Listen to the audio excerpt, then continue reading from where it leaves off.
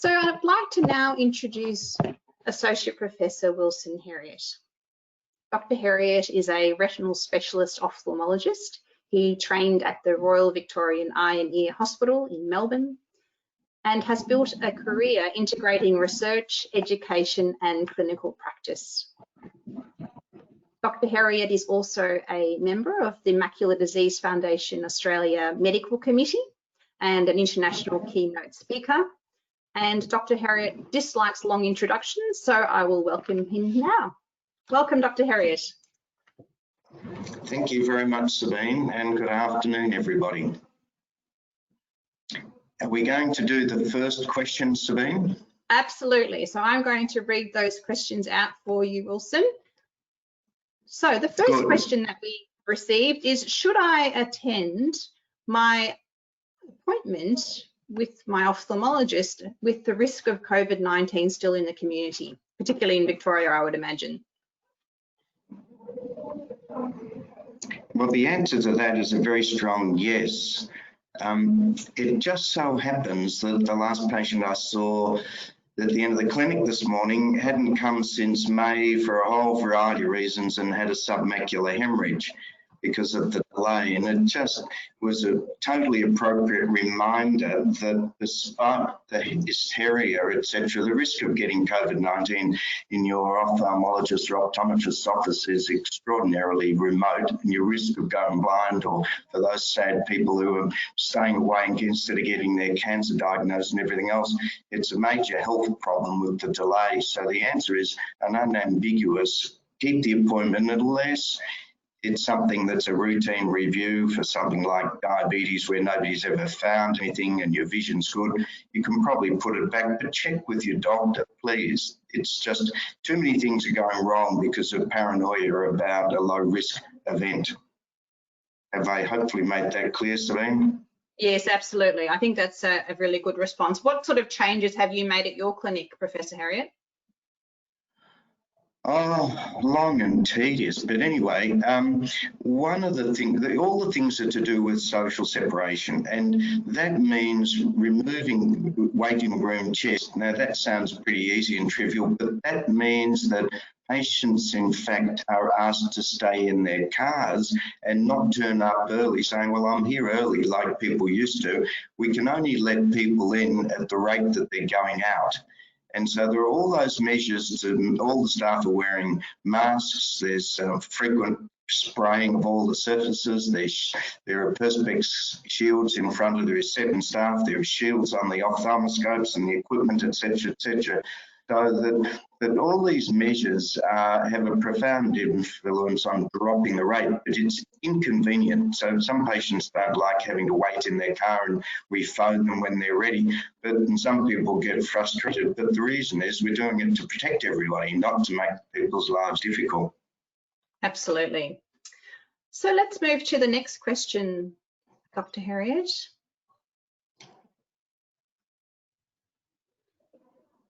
Oh, am I pressing the button?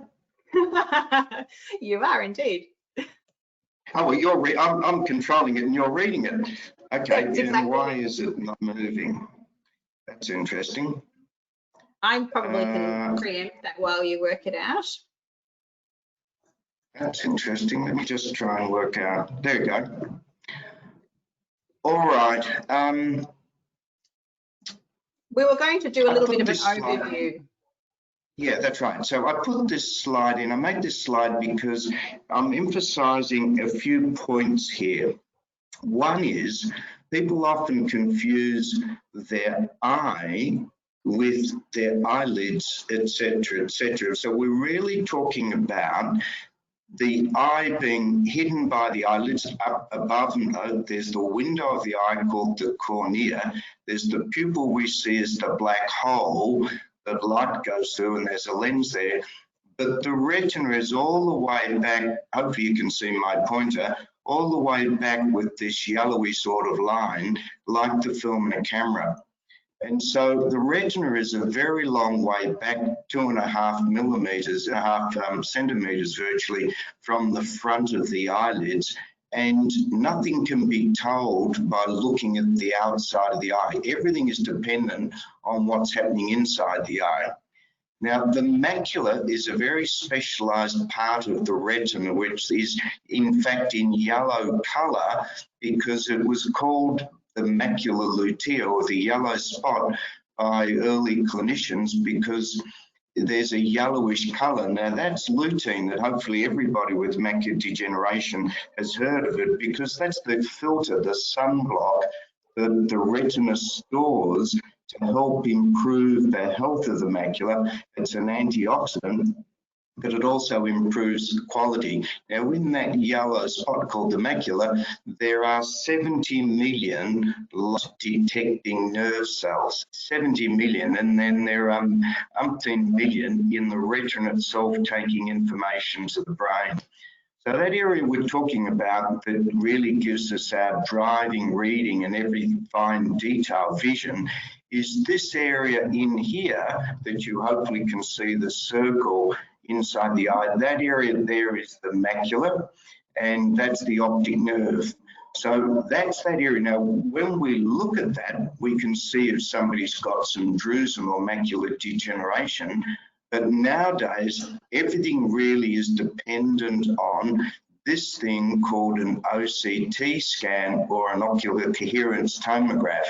Now, that device sends pulses of light through the pupil onto the retina and bounces back, and it shows us the layers of the retina, just like a radar or an ultrasound showing tissue details. And our vision comes from a very fine dark line here called the photoreceptor tips, and then the pigment epithelium. Blindness, legal blindness, comes by damage to these layers, and so that's what we focus on. And nowadays it's very hard to comment on anybody's symptoms without an OCT scan. So that's an overview to show you what the area we're going to be talking about and what goes wrong with macular disease. Great. So the question we now have is, my father's youngest sister has AMD, but I don't know of any of other close family members who have it. Is AMD hereditary? Well, the answer to that is an unambiguous yes, which is why I've put an exclamation mark and bold, etc., because macular degeneration, age-related macular degeneration, is really a disease process that is due to a very considerable degree to an abnormality in the self-protect mechanism that looks after our body. Now, I know that's complicated, but our immune system is complex, and everybody's had a pimple or had an infection where the area goes red and there can be yellow pus. Now, that's mainly the white blood cells. They're called the neutrophils. There's another system that we're all hearing about with COVID-19, which is antibodies and the immune system, and they're made by what are called lymphocytes in the lymph glands. But there's another system called the complement system that's complementary to both of those. It helps antibodies work better to kill off bacteria, or for the white cells to kill off bacteria, or to kill off viruses. Now, the problem with AMD, or age-related macular degeneration, is that there are people who inherit an abnormality in the surface signal on our own cells. So in other words, the complement system that wants to kill off bacteria has an arsenal that can kill off our own cells.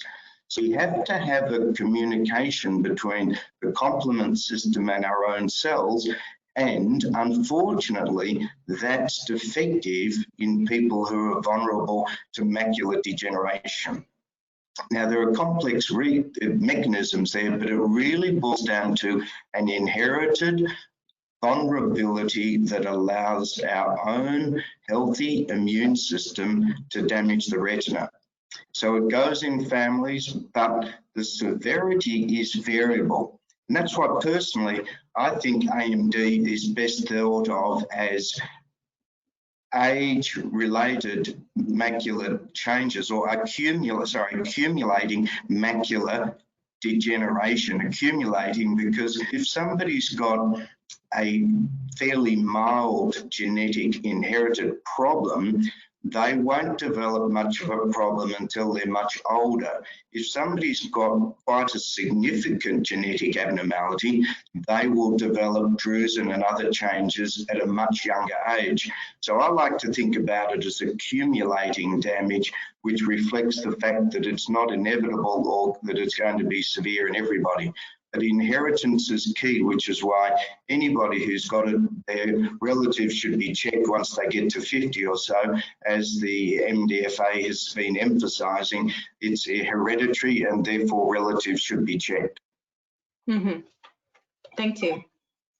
And the next question, Dr. Heriot? Is there any treatment being developed? Yeah, for dry AMD, and if so, what does it entail? Well, there is no treatment available at the moment, but some are being developed. So the reason that I was going into that long detail about this complement system, it all sounds a bit sci-fi and everything else, Star Wars, is that the method that's being employed at the moment in a few trials of different drugs are trying to suppress the body's complement system so that it's not so active and it slows down the damage. So there was a recent trial at 12 months which did show that the dry disease called geographic atrophy was progressing more slowly. The problem with these treatments is that they're modifying the body's immune system, which means that it can make people vulnerable to a range of diseases such as meningococcal encephalitis and things. So these patients all have to have a thorough medical examination. They can't be on any immunosuppressants for cancer or rheumatoid arthritis, etc. And they have to have a whole lot of vaccinations to be sure that their risk of getting an infection while their immune system is reduced doesn't kill them, etc. So the answer is that there are treatments being investigated. They are targeted at reducing the severity of the inflammatory disease damage, but the trade-off is that there can be side effects. So what we're all hoping is that drugs injected into the eye can work effectively to slow things down without affecting the whole body immune system. So in other words, the effect is limited to the eye and people keep their normal defense mechanisms against infections from bacteria or viruses. So it's unfortunately early days to prevent progression. And what about the laser? Yeah, what about the laser trials that you were part of, the LEAD study?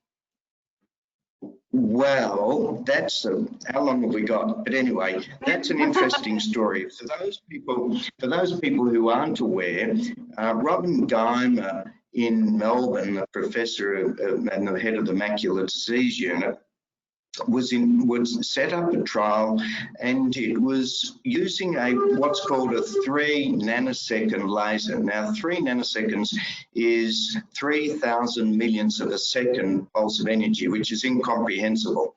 I've said it for the last 10 years or something, and it's still incomprehensible. But the reason is that it's such a short pulse of light that what it does is it cleanses the pigment tissue that we were talking about before under the retina and helps it rejuvenate. The problem is that age-related macular degeneration, AMD, is a complex disease with a variety of inherited types. And the group of patients who were enrolled in the study were 2 types. One was the more common form of AMD, and the other was a disease that we don't fully understand called reticular pseudodrusen or subretinal deposit disease that has a different pattern of progression. Now, what happened was that when they looked at the whole group of patients who were treated with this laser, there was some slowdown in the progression of the disease, but it wasn't what's called statistically significant. When the population was divided into people with reticular pseudodrusen or standard drusen, it turned out the people with this condition called pseudodrusen seemed to do a little bit worse than the control group, but the people with standard drusen had a 400% slowdown in the progression of the disease. So the tragedy is that it looks as if this laser may well be of benefit for people who do not have reticular pseudodrusen. But the problem is that that benefit has not been proven, therefore it's regarded as experimental, therefore use of the laser should only be done in an academic controlled study rather than just willy-nilly saying I've got a laser and I can treat you, because the evidence is not watertight that it's definitely of benefit. So the summary is that it's a very, very promising potential therapy for people who do not have this subtype of AMD, but it's not proven, and the College of Ophthalmologists in Australia strongly recommend that it's not performed on anybody outside of a clinical trial. Right. Great, thank you. So that will take us to our next question, which I believe is, I see straight lines, okay, but with very minor curves. Change these a bit. That's all right. Can you see what's on my screen? I can indeed. Because I put this slide in. I made this slide because it relates to that question that you were just reading out, and that is that one of the problems with dry AMD is that hopefully everybody can see there are some small dark areas here on a test called a fundus autofluorescence, but there's this large area. Now, this large area that's dark is an area where there's no tissue. That's why this looks very strange, and there's no blood vessels like these dark areas here in this eye. That's what severe advanced dry macular degeneration looks like, where there are no functioning photoreceptor cells. So that causes much worse than 660 or legal blindness vision. Now up here, what I've done is I've chosen an example, but I know it's probably hard to see, but hopefully a lot of you can see this bright line here, and there is still some tissue under there, and this is obviously different. And on what's called a fluorescein angiogram, we can see there's still a dark area here. Now, that's a type of dry disease where people can still see maybe 6/6 or 20/20, but there are gaps in the vision around that, so it's like a donut or looking through a keyhole. Some people actually start noticing strange things at this transition point of normal retina to the abnormal dry disease at the edge. So one of the reasons that some people notice a drop-off is that that edge of the dry disease is interfering with how they're reading. There are other reasons, such as early wet disease or scar tissue on the surface of the retina, but we're going to come to that a bit later. So we've covered with the protection there, and that's your question there. The reason that I put that image up that hopefully people still have in their minds is that area of dry disease adjacent to the area of good function means that, contrary to what some of the things on the internet, etc., show, when there's poor function or sensitivity, people do not see black spots as if there are bullet holes in their vision. They just have an area that looks as if there should be something there, but when they try to read in the letters there or anything, they can't be discerned. So there's no black spot, but things just come and go. And I'm just going to put the slide back to this slide here. So the problem is that some people, when they're reading, this zone to the side where this is all foggy, looks as if it looks in context. It looks as if the page is there with letters on it, but that's a trick how the vision system works. People get the impression that there is text or something on the line to the side of where they're reading, but it keeps disappearing. Now, this is something that I've put in for a reason, because one of the most frustrating things that patients find is that when they go to a doctor or they go to their optometrist or even some ophthalmologists, if they've got mild dry disease making this donut, giving them a keyhole of vision, they get told that their vision is fantastic and it's normal because it's 6/6. But that's just looking through a little keyhole at individual letters on the test chart. Vision is dynamic, so we move our eyes from across to the right, scanning on the line. That means we have to see the letters to the side of where we're looking, and our brain subconsciously is trying to follow the line of letters that we don't fully pay attention to consciously because we're reading the words in the straight ahead vision. But our eye is relying on the sense of the letters in advance of what we're reading to guide it. And then when you want to drop down a line and go back to the left to the start of that line, if there's a blind spot surrounding that small keyhole, people get lost. So it's a major problem reading that magnification and that doesn't solve, but it's a particular frustration that I'm sure that a lot of people listening to this will have had this problem with. They've got dry disease and their vision in theory is good, but they're not safe crossing the road and they have problems reading, etc. And that's because of this strange area to the side that's hard to explain. But it's just the gap in sensitivity and the tricks that our visual system play on us. Mm-hmm. Does that make enough sense to you? It does. I think part of that question was they were wondering why with one eye they can see a bit more than with the two eyes. And I guess from thinking as an optometrist, that's because they're probably moving their eye off the macula or off the blind spot, aren't they, if they're using the one eye? It can cause confusion, but the problem with this question is simply that some people may have a layer of scar tissue on the surface of the retina that's distorting the retina as well. Sometimes people can actually have a simple problem called convergence insufficiency, where the muscles aren't keeping both eyes aligned properly and fatigue, and so closing one eye gets them to disappear. So all of these symptoms are not normal. So the simple answer to your question, is it normal? The answer is no, but there are a number of possible explanations, and that sort of symptom needs a definitive opinion. Great. That sounds good. So on to our next question. Oh, hopefully we've got the same. So I should have sent you my updated slides. Sorry, Sabine. Sorry, audience. That's okay. I'm super flexy.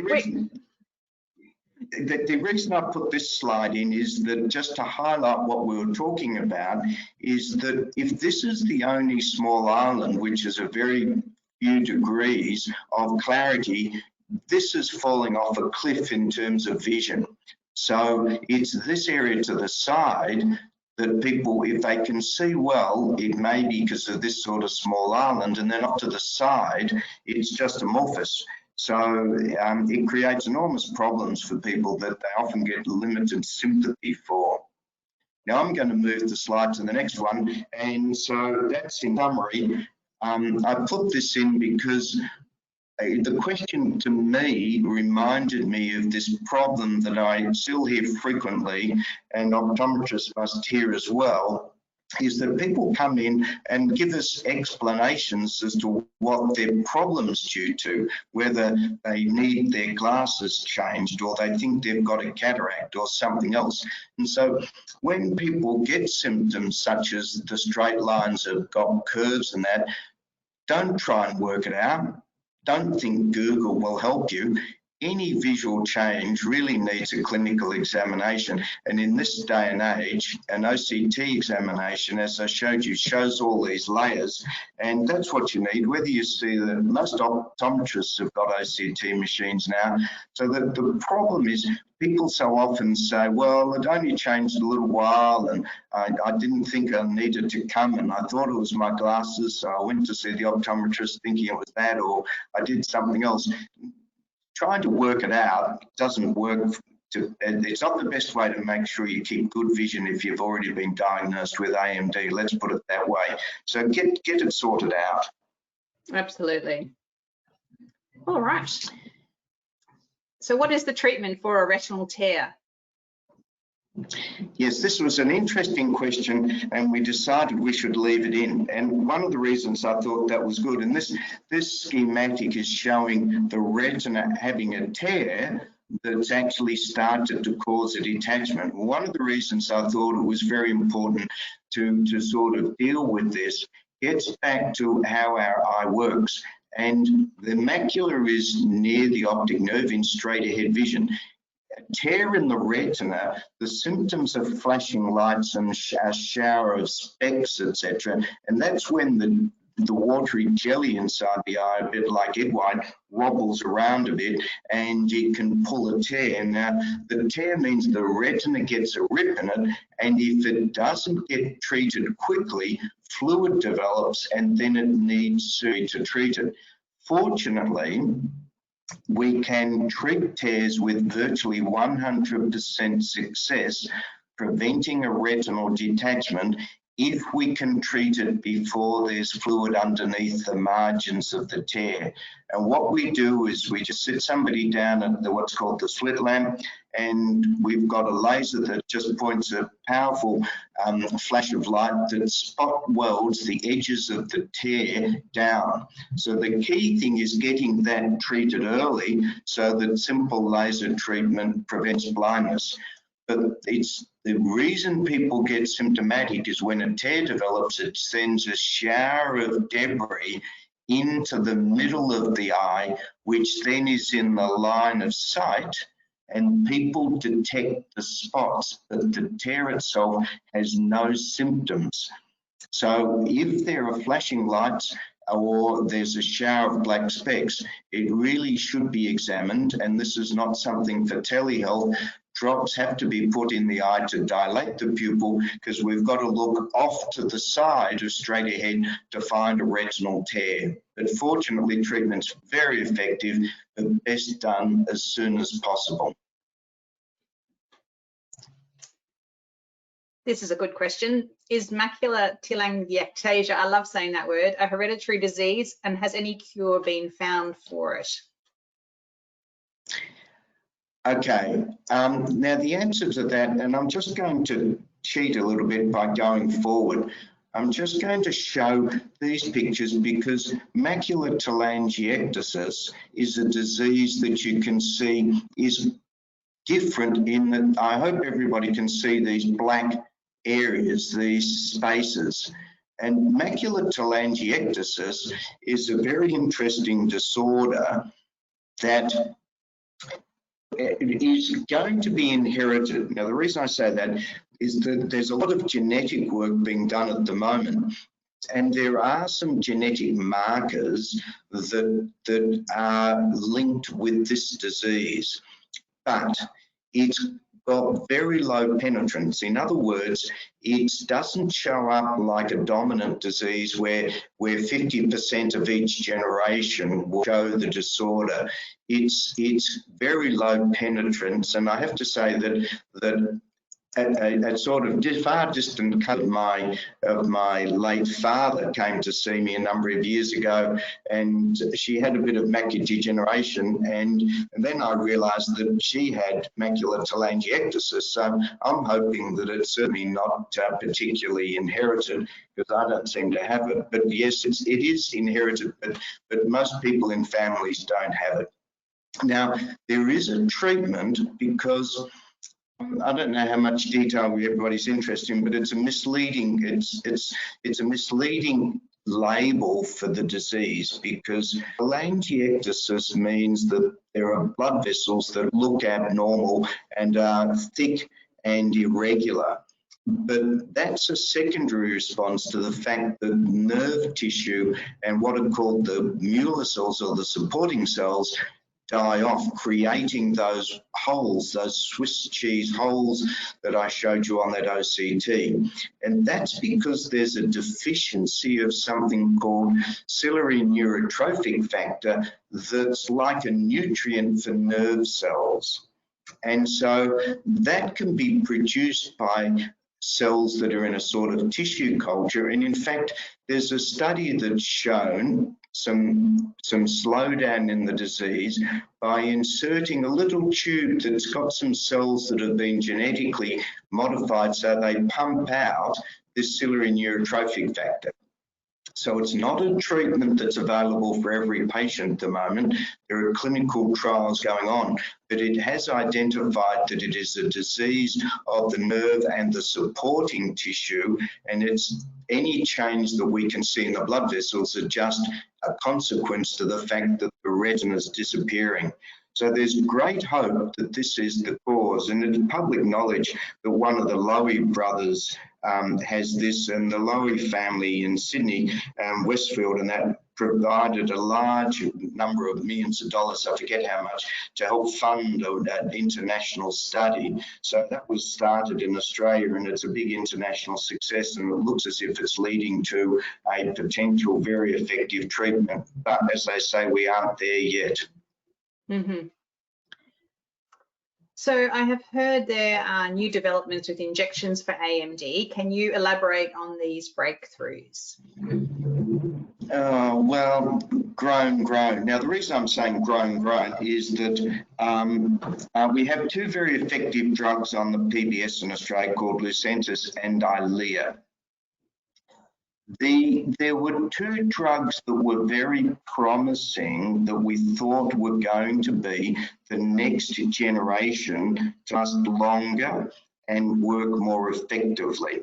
So we're now talking about drugs as in injections. So one of them, called Beovu by Novartis, was released in America with registration late last year, and it got registration in Australia in February or March. The problem is that by then, there are a number of cases found that had severe inflammation inside the eye that in some cases caused a severe loss of vision. Now, there's an awful lot of work going on trying to work out what is it that's causing the inflammation, because fortunately neither Lucentis or Eylea seem to cause inflammation, apart from the very rare true infection if some bacteria get in. So the latest drug that was going to be released earlier this year is now under great scrutiny, because it definitely can cause severe inflammation. And I've treated, I think, 5 patients with it in an evaluation study, and 2 have developed quite a lot of inflammation. Now, we could talk all day about the theory, but it turns out that all these drugs are manufactured in industrial containers that they're produced with what are called E. coli. Now, E. coli are bacteria that can cause inflammation. So it looks as if the process of manufacturing this drug is leaving a little bit of what's called a toxin that is native to the E. coli, and that's what's causing a reaction in some people. But despite enormous amount of work at the moment, that none of this has been pinned down. So coming back to my original comment, the problem is we thought there were going to be important new developments, but that one is back on the drawing board. And the other drug made by another company, which is a totally different production that we were looking forward to, it caused so much inflammation that the FDA told the company that they weren't going to approve it, so the company withdrew it rather than being humiliated that it was rejected.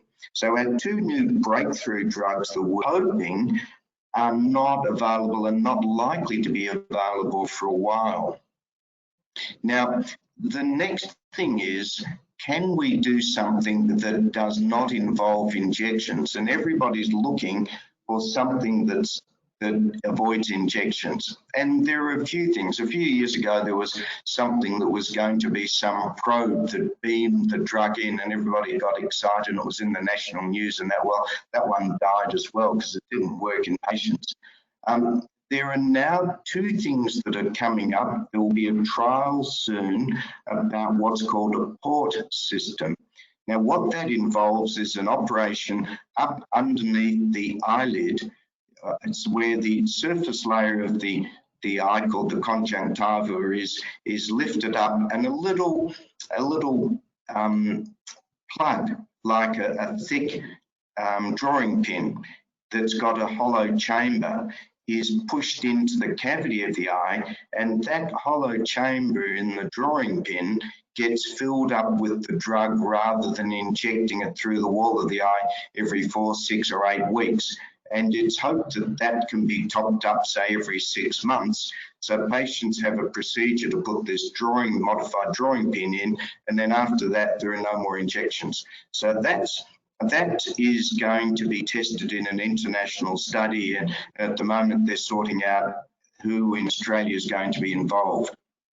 There's another port system that is similar, but it's got a little pump that sits up underneath the eyelid that delivers the drug as well. And there are no trials of that being set up in Australia at the moment that I know of, but certainly that's being looked into. So these are ways to try to prevent people needing a physical injection with a syringe and a needle.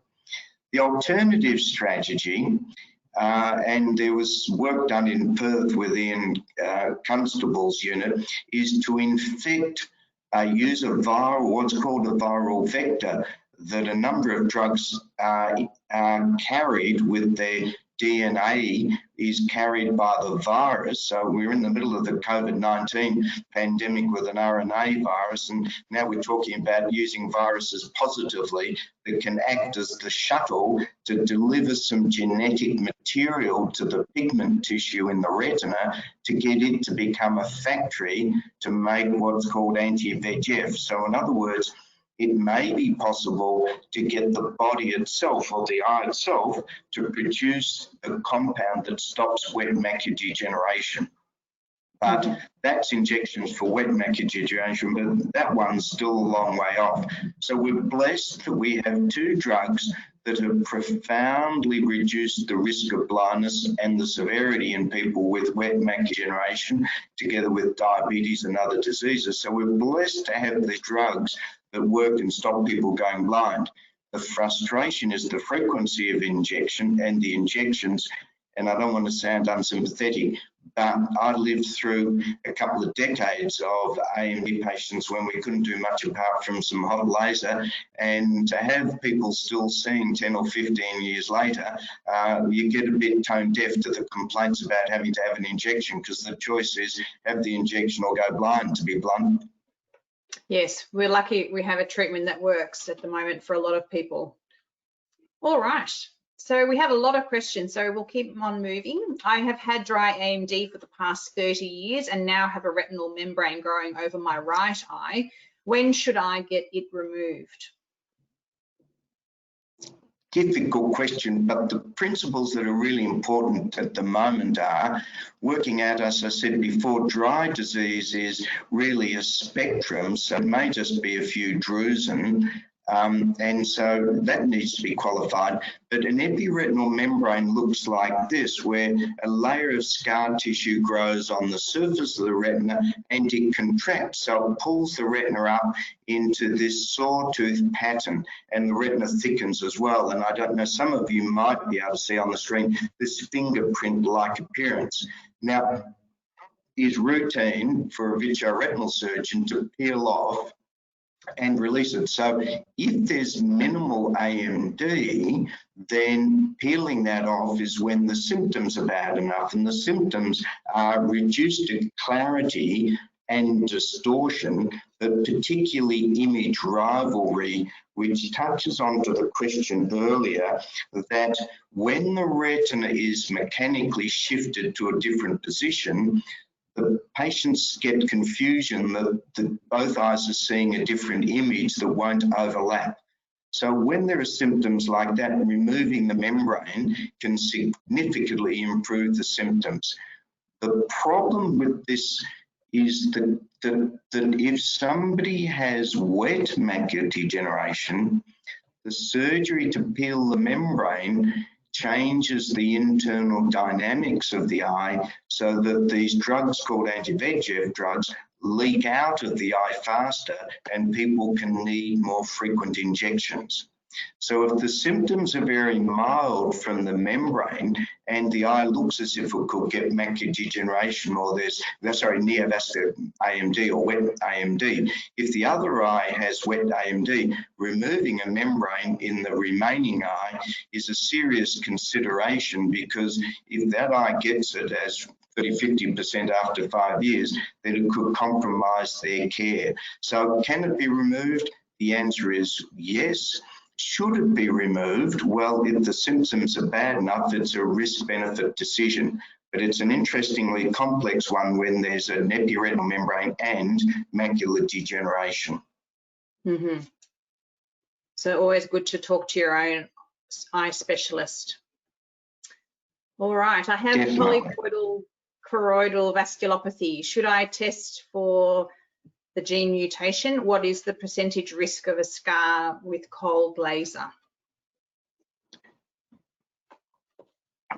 Well, that's a difficult question to answer.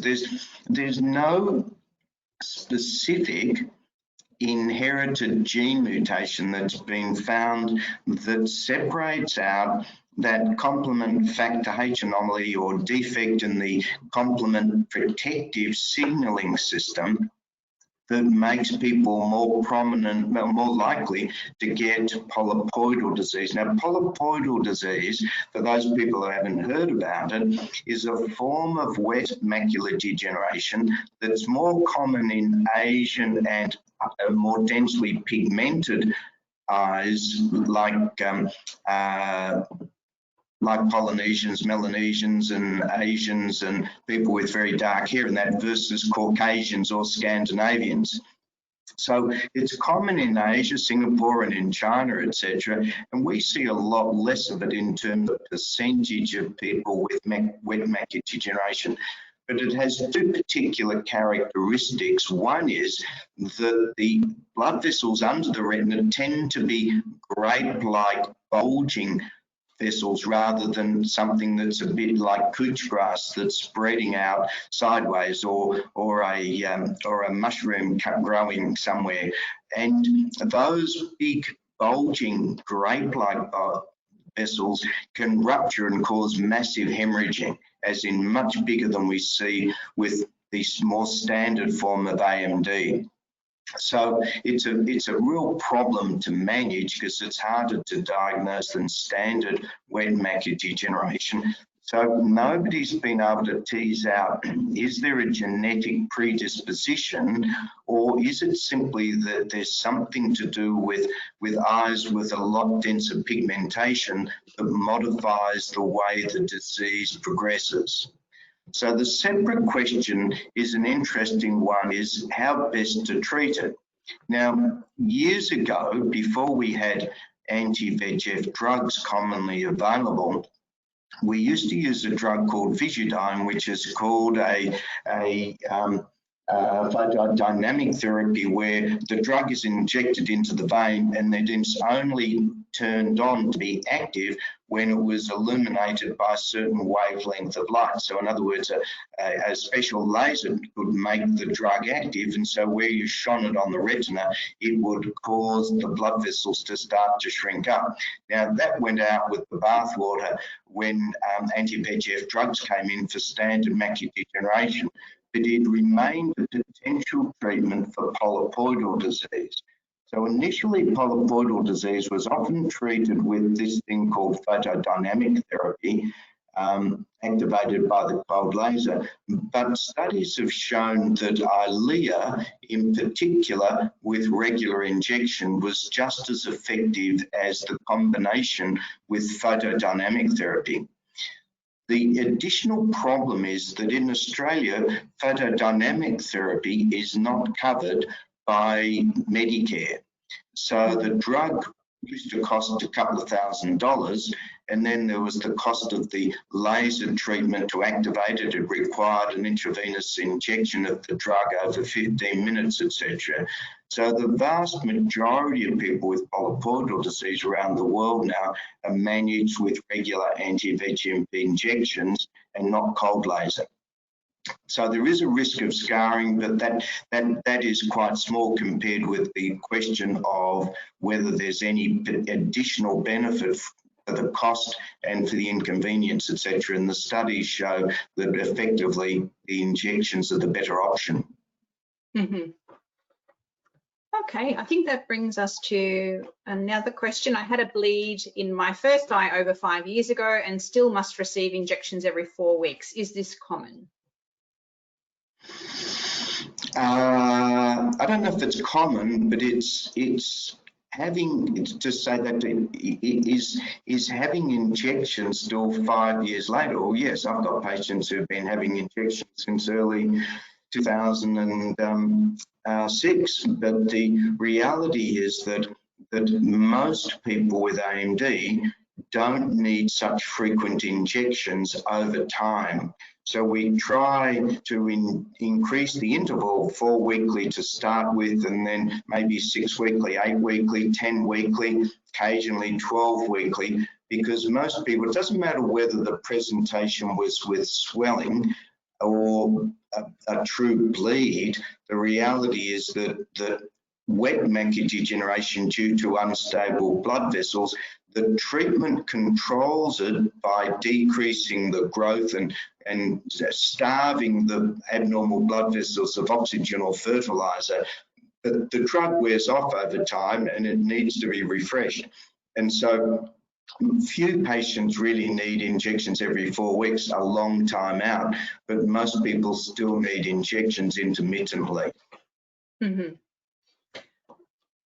Okay, now Dr. Heriot, here's one more question before we go. We have a lot of other questions. I just wanted to ask you, how much time do you have today? Are you able to stay a little bit longer? A little bit longer, but not much longer. Yes, go on. Okay. We have about 10 questions on the chat as well, so we were keen to kind of shoot through a few of those. So let's... Do you want to do this one? The one you sent me earlier? Can you see the screen?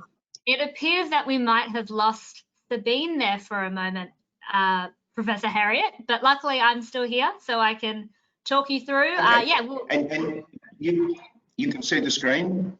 Yes, we can see that now. Yeah. So the answer to this is, I told Sabine I wasn't going to say this, but the reality is that there are always people who are looking for simple solutions, scouring Google and the web and all the rest, and they come in with all of these things. The simple answer to this is that as we said before, macular degeneration destroys the light-sensitive, what you could call photocells, like the film in a camera, in the center of the vision. So it's as if the bullseye target that most of the inner scores have been removed, and you've just got a lifebuoy type ring, lifesaver.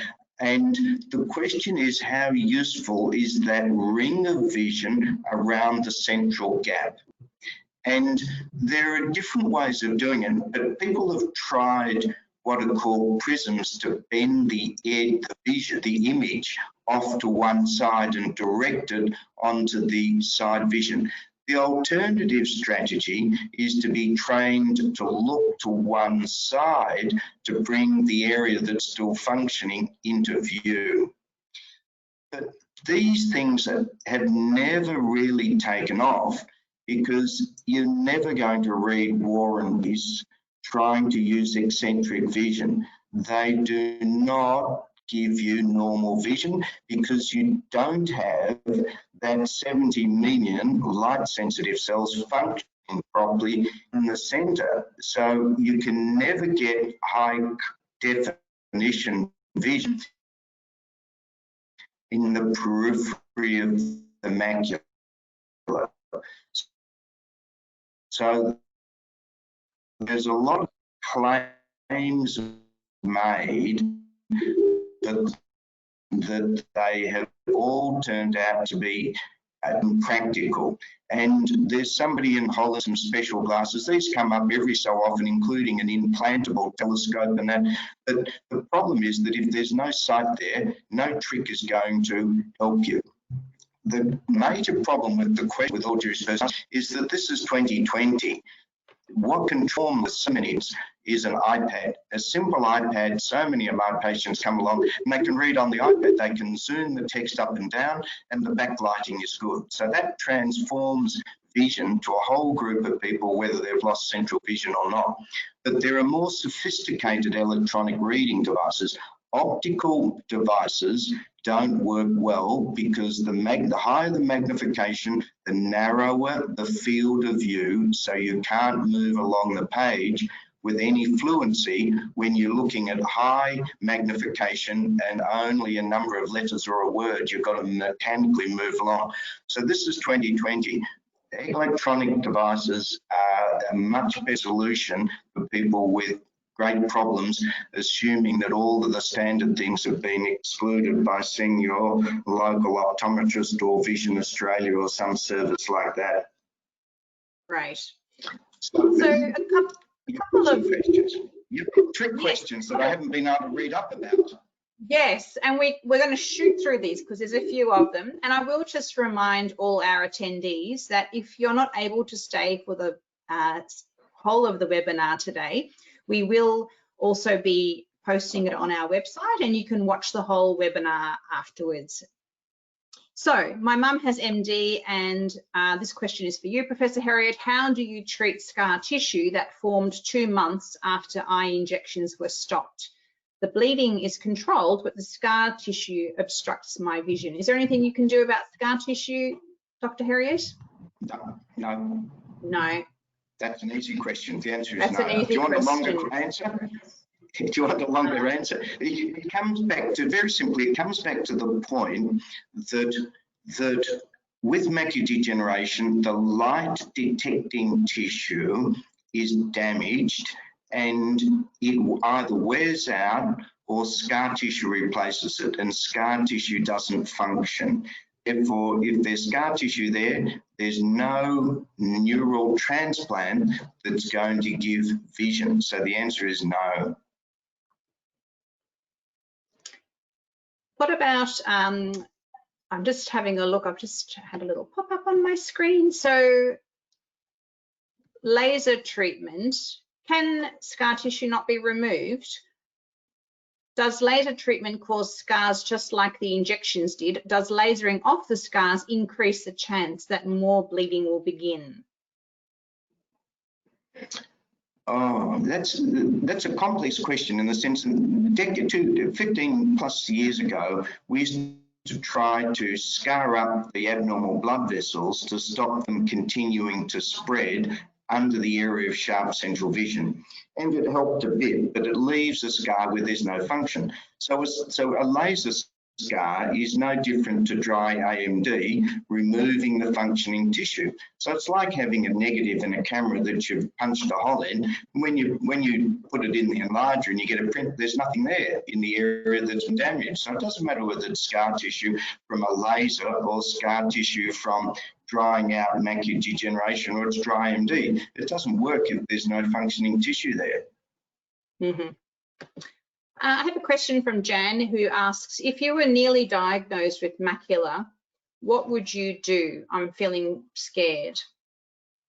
So if you were newly diagnosed or you were at risk. I see all these patients all day, every day, which is why it was a relief to get my photos out to put as the normal there and realise I don't have anything. But seriously, the only things that have been shown to help are Macuvision or Macutech tablets that follow the age-related eye disease study formulation, including zinc and antioxidants. They have been shown to slow down the progression of early or intermediate AMD to advanced AMD. And that's the only thing that's been validated to work. There are people who claim a whole lot of things and selenium and other bits and pieces and bilberry and variety of things, but there's no good evidence that they make any discernible difference. What's really important, getting back to that first slide that I showed, is to realise that lutein, which is this compound that works like sunblock inside the eye, we get from green leafy vegetables. And that's critical, and our body's very effective at storing and capturing and storing lutein. That means there needs to be enough green leafy vegetables in the diet and our body absorbs it. Now, one of the mistakes people make is to take lots of carrots thinking that carotene is good, because there was a myth in England that they were feeding the population carrots so they could see better at night and see the German bombers coming. But they did that as a PR stunt because they didn't want the Germans to know they had radar, which was why they were picking up the bombers earlier.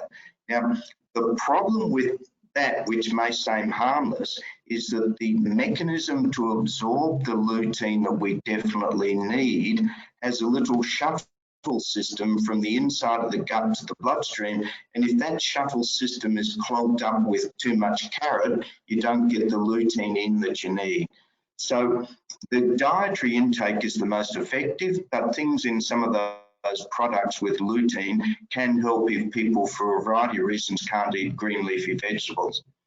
I know this is a long answer, but diet then comes into the other issue, in that the studies have found that people who say that they have 2 to 3 fish containing meals per week, which may be salmon or sardines, etc., particularly oily fish, the people who report they have a lot more fish in their diet seem to have less severe AMD. So the assumption was the reason for that association was that the omega-3 in fish had a causal effect on what happens with macular degeneration rather than it being simply an association. So when they repeated the age-related eye disease study to include supplemental omega-3, it made no difference whatsoever. So at the moment, we have no idea whether there is something else in oily fish that is positive, whether it was the process to extract the omega-3s and put them in capsules deactivated it, or whether it's simply if they're having fish fatigue that they're not eating something else that may have an effect. But having omega-3s via fish may be beneficial, but it's not proven. So these dietary manipulations, there are a lot of claims, but there's no absolute proof for any of those things. But sticking to something like the Macuvision or Macutech tablets that give the zinc and the main things, and making sure you eat enough greens is very important. Do you have time for another question or two, Wilson? Yes. Thank you. This is a question from Robert, who is one of your patients, so I won't say anything more than that. He has been receiving laser treatment for a couple of years and suffer with AMD, but haven't been able to drive for approximately 2 years. Have there been any changes in the assessment to be deemed legally blind from AMD? I think I can answer that one too. Oh, that's the problem is that's a can of worms, like a lot of these things. One of the things that is very difficult is the law is clear that you're supposed to have 612 in one eye or better to have a non-commercial license. One of the problems that we have for patients is that if they're less than 612, it means they can't drive, but unless they're less than 660, they can't get a half-price taxi coupon. So the problem with the law is it doesn't take into account how people can get by if they don't live somewhere where there's a good footpath and a corner store and that if their license is taken away. So that's one aspect.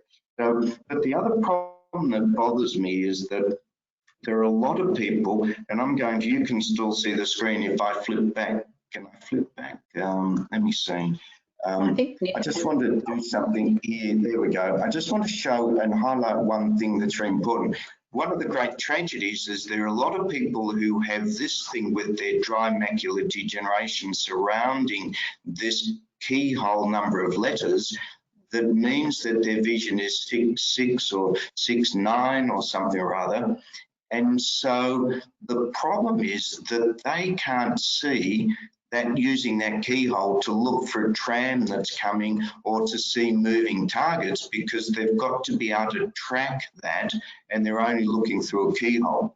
So the problem is that there are people who shouldn't be driving because they've only got a small keyhole of vision, and the law doesn't block them from driving, but it also doesn't provide them an alternative way of getting around. So the legal definitions of visual handicap, etc., are a long way from what's needed for people with macular degeneration to get appropriate support, but unfortunately for some of them to stop them driving because they're a risk to everybody else. Great. Look, thank you so much for going a little bit over time. We really appreciate you answering all those questions, Dr.